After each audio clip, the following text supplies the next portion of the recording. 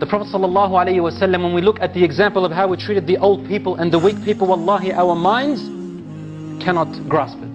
And we just want to see his face and kiss it night and day, night and day, night and day. SubhanAllah. The Prophet ﷺ, once he saw an old woman, and you might know this story. He didn't ask about her religion or what she followed or where she came from. This is not important to the Muslims.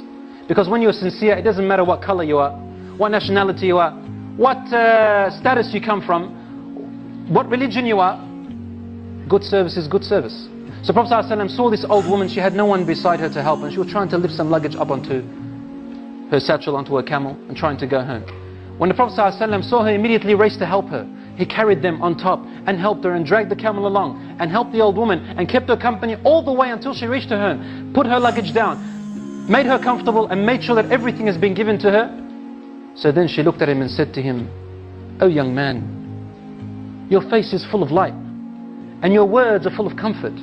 You bring softness to my heart and you are one of the best people I've ever met. I thank you for this company. How can I ever repay you?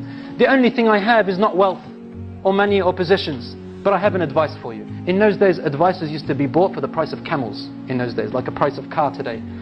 So he said, "Yes, advise me." Prophet ﷺ used to accept advices from old women. So she said to him, "There is a man, his name is Muhammad, and he's a very bad man. He has disunited the people and disunited us from our family. He teaches people sorcery and he leads them astray from the ancestral belief. Keep away from him. I don't want you to be destroyed. You are too good of a man."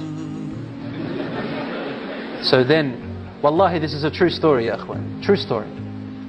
And she said, then finally she asked him for his name. And the Prophet ﷺ is patient and calm. What would one of us do?